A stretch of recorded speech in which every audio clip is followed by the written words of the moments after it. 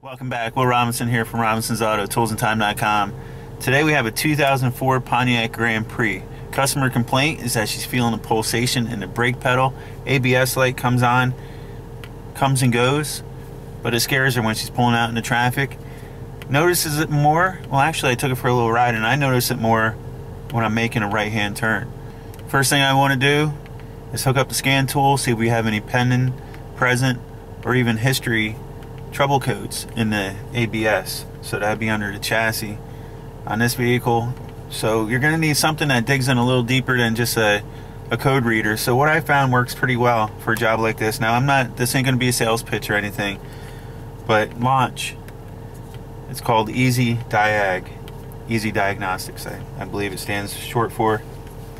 And not sure if this is a knockoff one or whatnot. However, you can download the app from the App Store. This is going to set you back around 50 bucks. And then you get just a generic, it's going to be hard to see on the screen, I know. You get just a generic OBD reader. But if you want to pay a little extra, like I think it's around $49 or $39 per vehicle, you could get more OEM specific depth into the code reading. And I like this software so much that I'm going to invest into the Pro 3 version. Let's see if we can get some communication. I'm just looking for the data link connector. I should climb down there. Alright. I'm going to do an automatic search for the VIN. Keys on, that vehicle's actually running.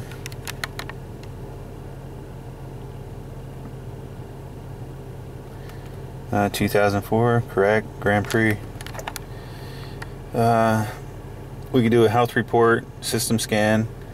I'm going to select. So as you can see, we bring up all the modules, and I want to go to chassis, diagnostic and trouble codes, DTC information. We'll see if we have any current codes present. So no trouble codes.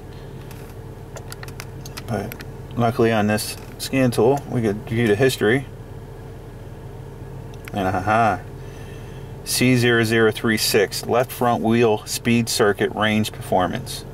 In addition, we have a C0245 wheel speed sensor frequency error. Okay, so now we have a direction to go in, and I'm going to focus in on that left front.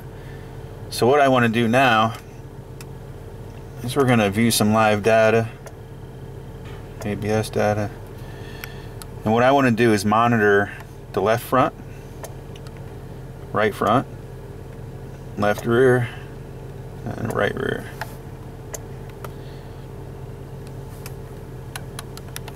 We could look at it like this, and it pretty much gives us a digital readout, mile per hour. You can put it in any unit that you like. However, it's very hard to capture an intermittent issue unless you do a recording, which you can.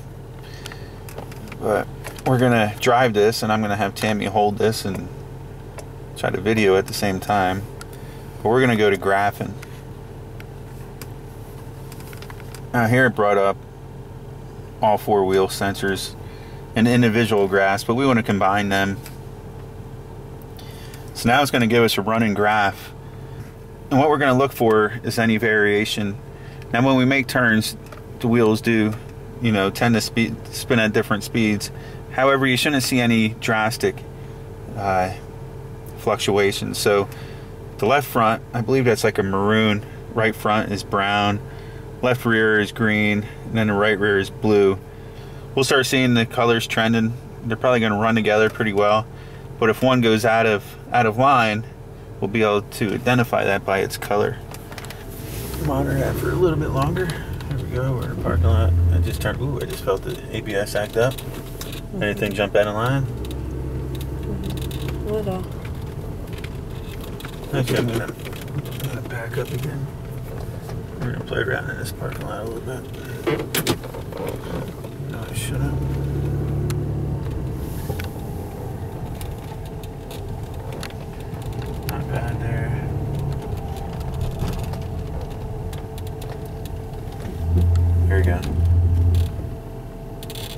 Anything jump out of line? We got some spikes. Here you go again. Oh, we got a nice spike there. Yep. Can you see what color that spike was? It looks black. Look up close because we need to be sure because there's not a black. The darkest color is maroon. So if it's maroon, then I guess it would be maroon. Okay. Oh, there it goes. Yeah, that was a good one. Yep. Did you hear it? Yes, I did, and there's 2 spikes there. No outlet there. And while that just happened, did it happen again? Yeah. It just happened. Well, I didn't have my foot on the brake, so I didn't feel it. But we seen it. Yeah. There you go again. Yeah. That was a big spike. We're gonna go back to the shop, but I'm gonna make the call. All right, let's just take a second and go over this capture. So we have a spike here, very repetitive, and right around the same times. If I were to measure them out, you can tell they change as the speed changes, and that's gonna happen. And we know that this is happening more at lower speeds, making turns, going over bumps. And there comes a time where I gotta trust my process data and actually pure instinct that I gotta make a call because the parts store, to be honest, closes in 10 minutes and I gotta get this done. So with what I'm seeing here, the repetitive sequence, almost timed, is telling me we're having a pickup issue, whether it be the tone ring or the sensor. It's all incorporated in the wheel hub assembly. So this is going to be a hub assembly replacement. I can almost guarantee that just by the repetitive. We're not dropping out completely like I would normally see on an intermittent, say if it was a harness issue, I would see a loss of pretty much communication, an alarm, a code would pop up almost instantly. And I'm not seeing that. And also what we're seeing is a frequency that's not happening enough at certain speeds that it's tripping the code and disabling the ABS. Because it's intermittent like this, it's actually thinking it's a real event, and then you get the pulsation of the brake pedal, the weird feeling of it kicking back at you when the ABS activates. Just what the customer is experiencing. I was experiencing the same thing when this was going on. So I'm going to have to make the call. We're going to pick up the wheel hub assembly now at the parts store since we're on the road test. We could take this next step further, bring it back, scope it out, but I doubt that I'm going to take that route, only because we're running out of time. And with it being as repetitive as it is, I feel safe making the call. I don't feel any obvious play.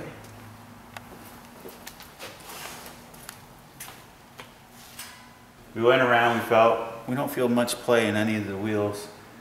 However, we're not certain that the process data that's showing on the tablet is actually representing the correct wheel. So what I'm going to do, I'm just going to start spinning the tires. Tammy's going to watch the monitor.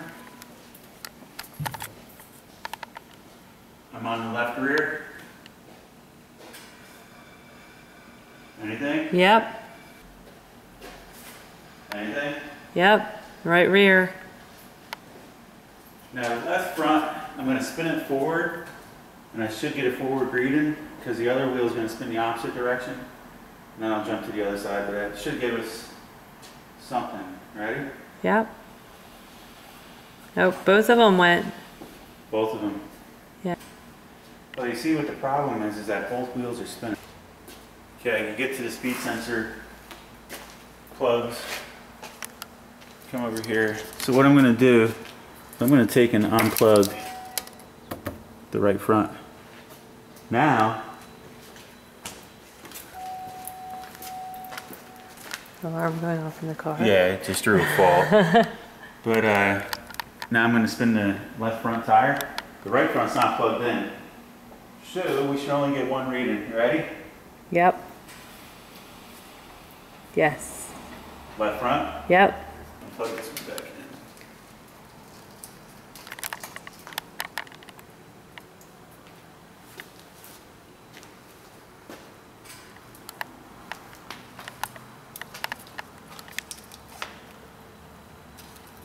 Everything is in its looms.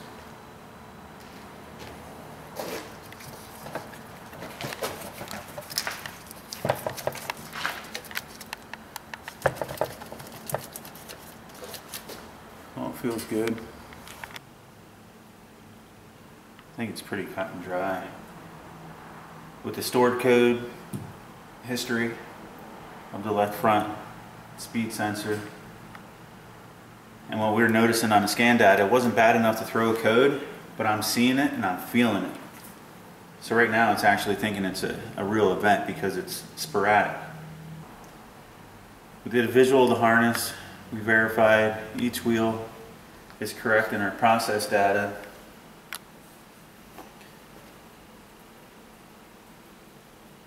I'm not sure how much further you would want to go with that.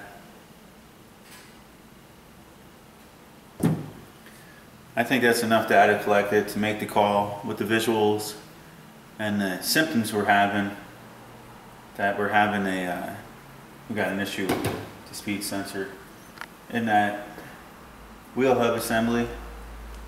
So we're going to take and change that out. Pretty good demonstration of that tool. Works well.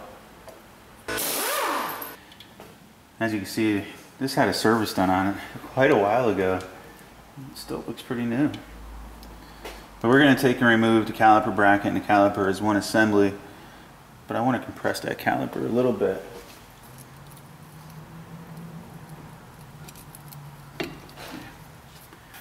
Next, right here in the back, we have two retaining bolts. They appear to be, I don't know, I guess around maybe a 15.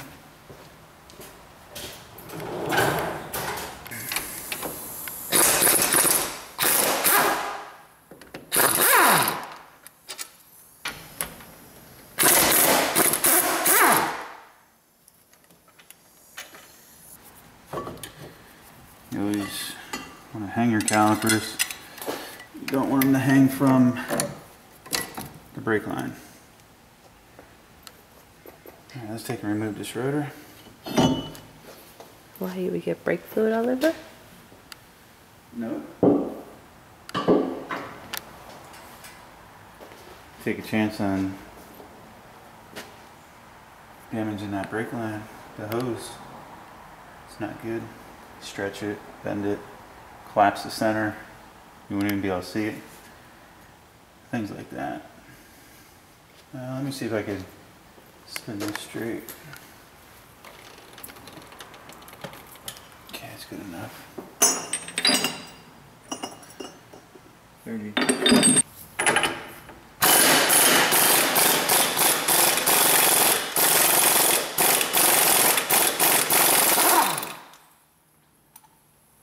Spray some penetrating oil in there. You can tell this one, the head of the bolts are sticking out and they're all janked up. The rubber mount, and give that a couple taps and hopefully there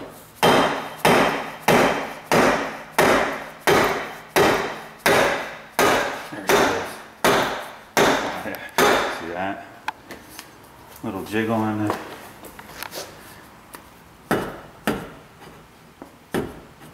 oh yeah, she likes it.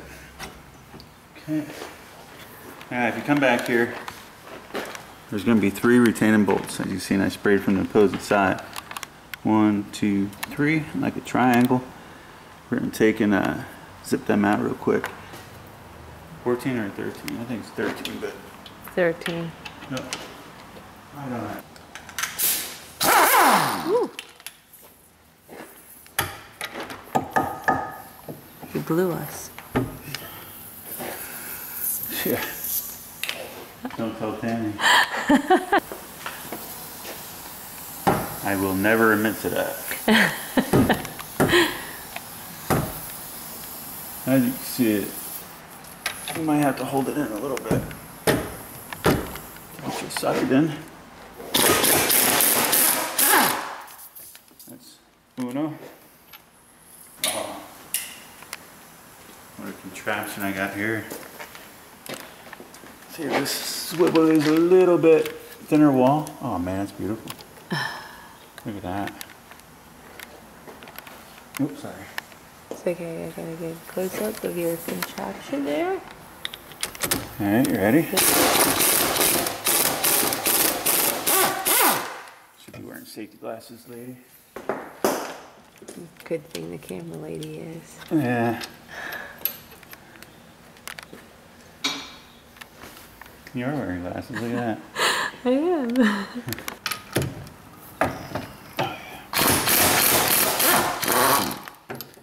Abracadabra. Sometimes these come off good, sometimes they don't come off good. We want to disconnect that bracket right here. It's just a couple little push tabs. You can probably get away with a pair of pliers, so you're not fighting both sides like myself. Abracadabra. Not so lucky. Since we're replacing the whole assembly, I'm gonna give it a couple taps.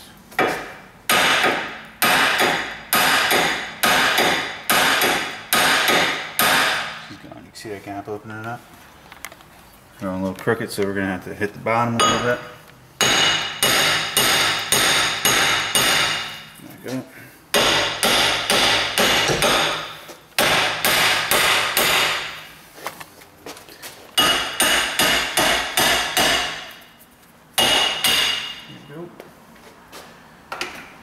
I keep track of the orientation of this thing right jigger back here. And there you have it.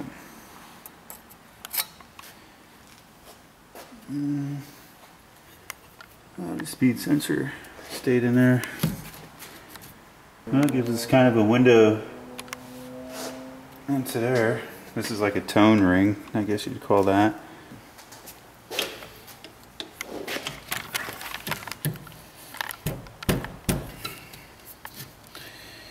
Sometimes you gotta improvise.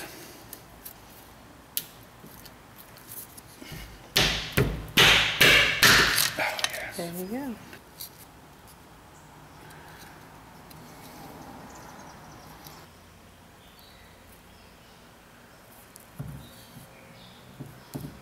That ring goes,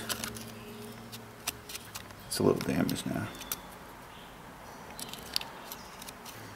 It reads these gaps, and it's like a pulse.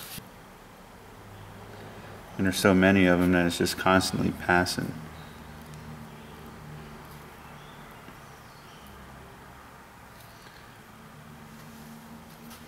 I don't really have that answer for you. Alright, next I just want to prep this for the new hub assembly, because you definitely don't want to face it mounted up to that, you know. Same thing with the axle, we'll clean that. You don't want to use anything real abrasive. This you probably could get away with a semi-soft wire wheel, just knock it down, or an abrasive disc. But you just don't want to go crazy on it.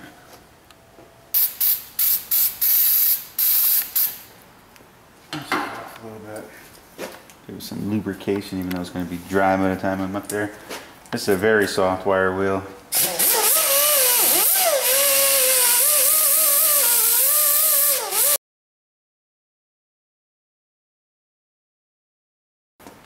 In addition to the outside, you also got the inner. That has to be cleaned up a little bit.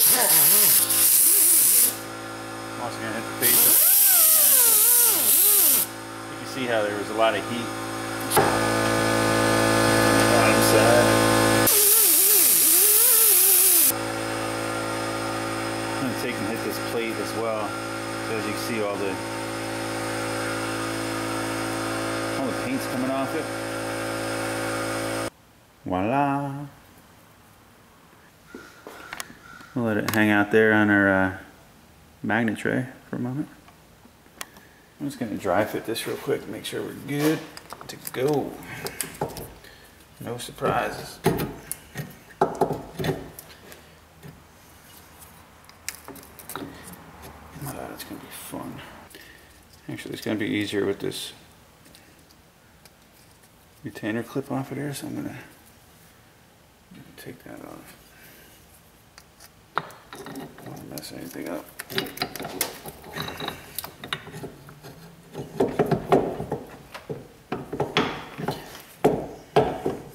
Alright. Nice. I'm just going to take a thin coat of anti-seize, paint it on there. Just a nice thin coat, you know? That axle. Alright, so if we recall, this was just like that, right? It's essentially dry already. We can actually put it on here.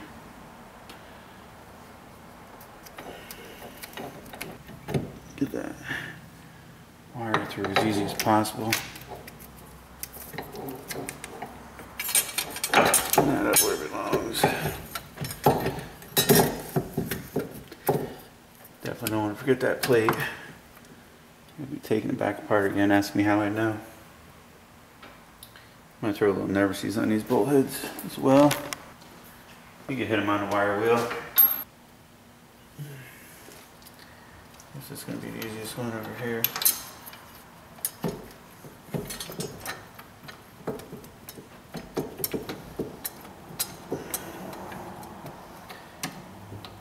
Remember, get everything started before tightening it up.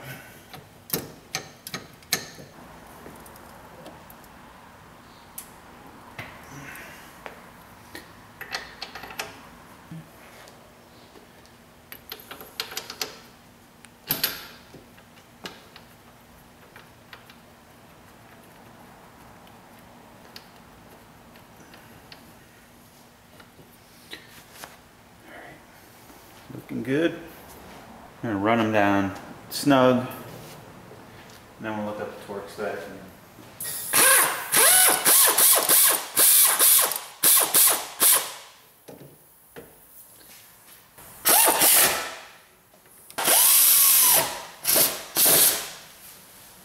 Alright, let's look up that torque spec. Tighten new wheel hub bearing bolts to 96 foot-pounds. That's what I was looking for. Tighten the front wheel drive shaft nut to 118.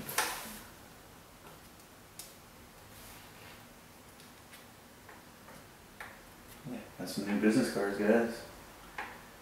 I don't have any scrap paper here. Caliper bracket bolts. 133. The caliper bracket gets tightened more than the hub bolts and that axle nut. Just realized I wasn't recording. So what I did, I went to 80 foot-pounds first. Let's set to 96.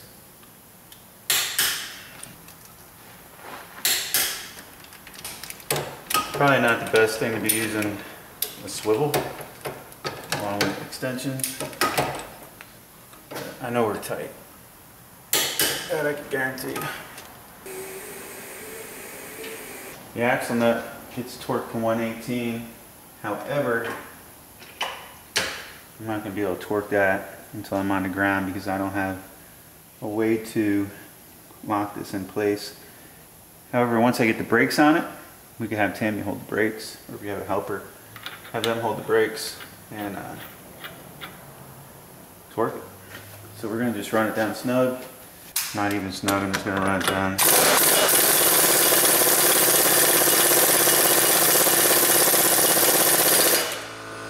Just touch. Alright, now if you removed this clip like I did, we're going to have to reinstall that now. And put that like so. And this will keep that wire away from the axle. We also want to remember to plug in this connector. So we'll take and plug that in right away.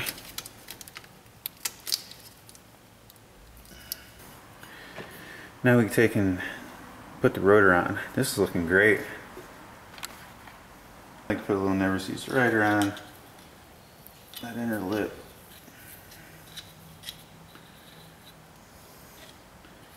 I'll put a little bit on each stud as well while we're here. This is a matter of preference.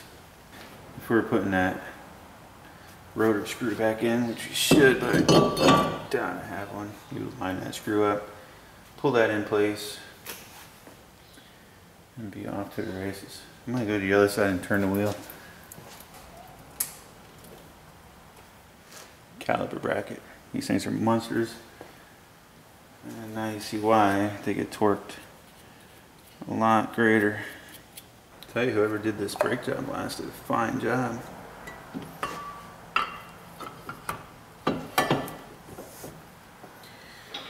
Alright, just getting one of those bolts started.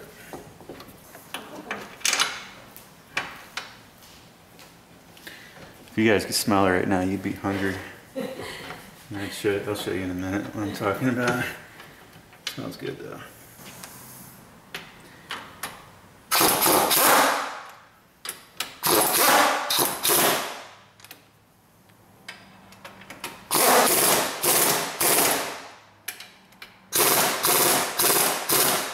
$133. Holy moly. I can get my bigger snap on out for that one. 133.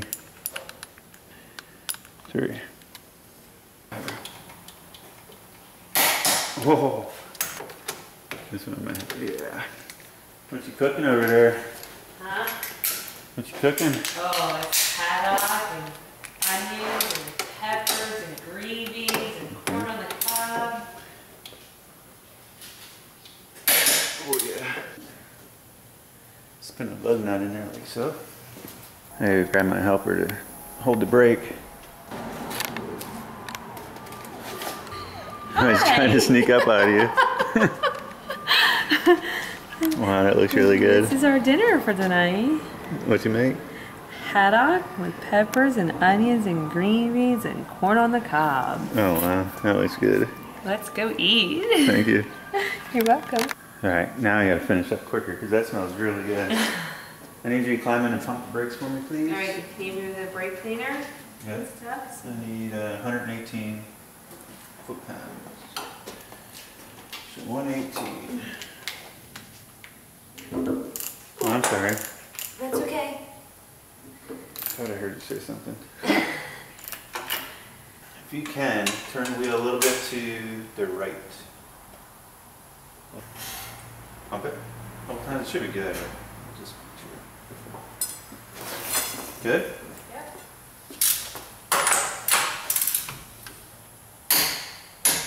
Yeah. It's 118. Alright, we'll have fun getting the tire on with that. You want to peek in here before I put the tire on? Because it's going to be your last chance, people.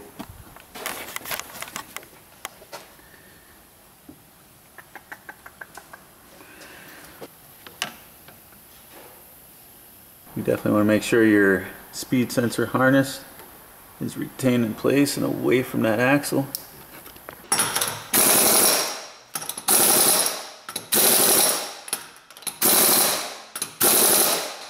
Make sure you use your proper torque equipment. I'm going to double check this anyway. Alright, essentially we're pretty much done.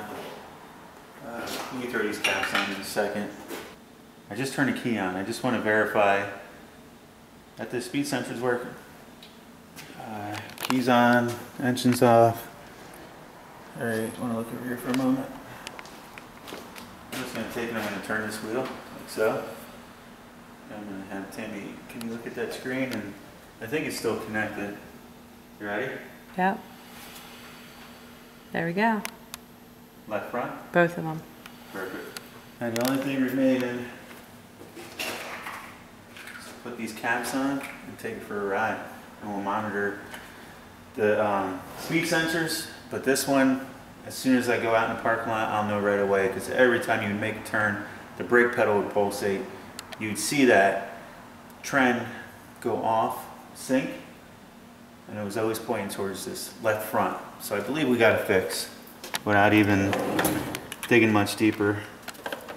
Let's go get grab this tour.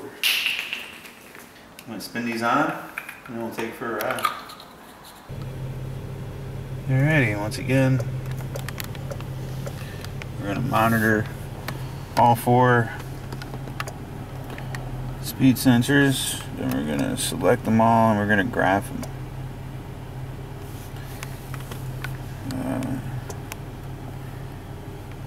It's a preference. I like to stack them. You're looking for anything that stands out, like we've seen before with the high spike, low spike. I'm in a parking lot, be turning a lot, so the wheels are going to spin at different rates at times, but it should be consistent. I'm going to do a courtesy tire pressure check. I should have did that before. However, the symptoms we were having wouldn't be related to that. But I want to leave the air pressure the same way it was. So here we go.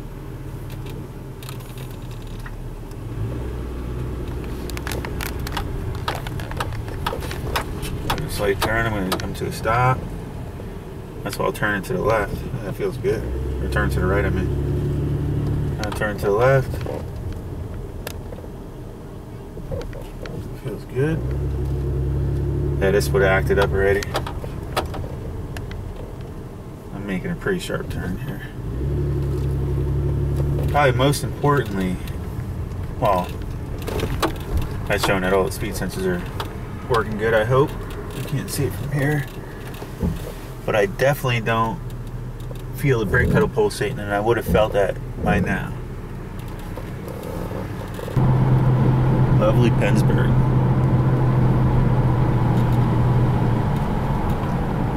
Let me come into a stop here at the red light.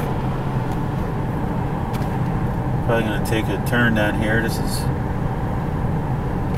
actually the road I live on. Just don't tell anybody.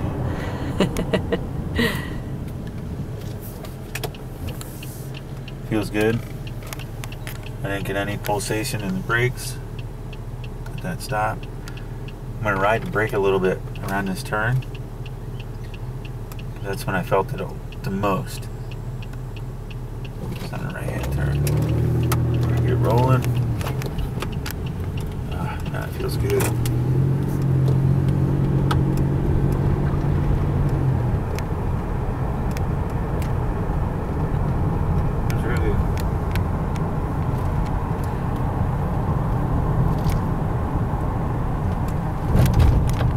I had a lady who was actually saying it scared her to drive it. She was afraid to drive it.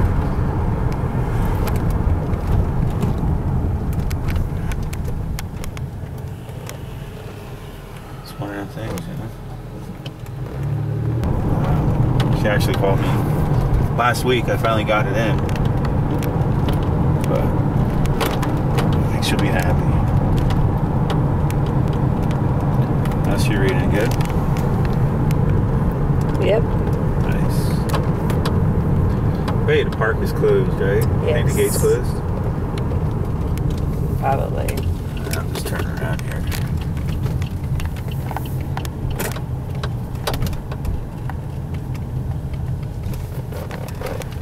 My luck, I'll go in and I'll close the gate. Yeah, we'll be stuck in there. Oh, I want to be stuck in there. Find a way out. Car might be stuck in there, but we'll just walk home. Yeah, not that far away. Yeah, this feels good, guys. Good. Feels fantastic. Should be a happy camper. Yeah. I tell her to go visit the park. Be a happy camper.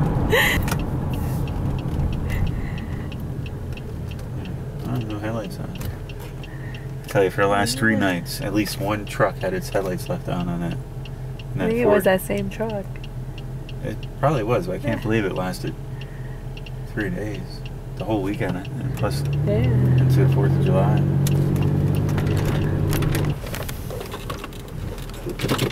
Alright. What do you think? I think it's good. What do you think? Fantastic. I mean, look at that.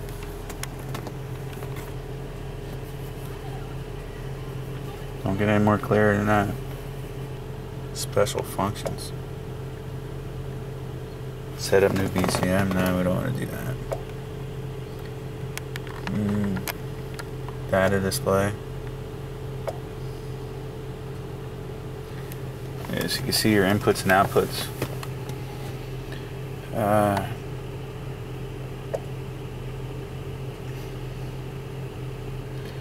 There's a lot of cool stuff here. You know what? I'm just going to select it all. We're going to watch it. Alright, left door switch. How about that?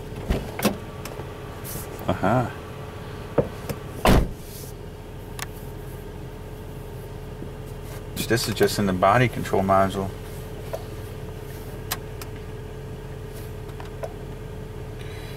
What was that? Inputs I was looking at? And then we can even view all the outputs. Well, I think you guys seen where I was heading with that. A lot of good features in that app. The only thing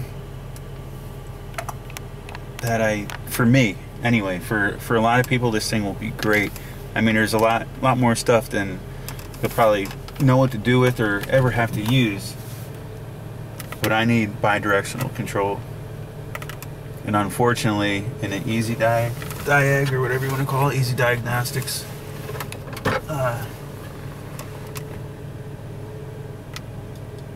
in this line, there's no bi-directional control that I have found on anything I've worked with so far. But other than that, it's been great.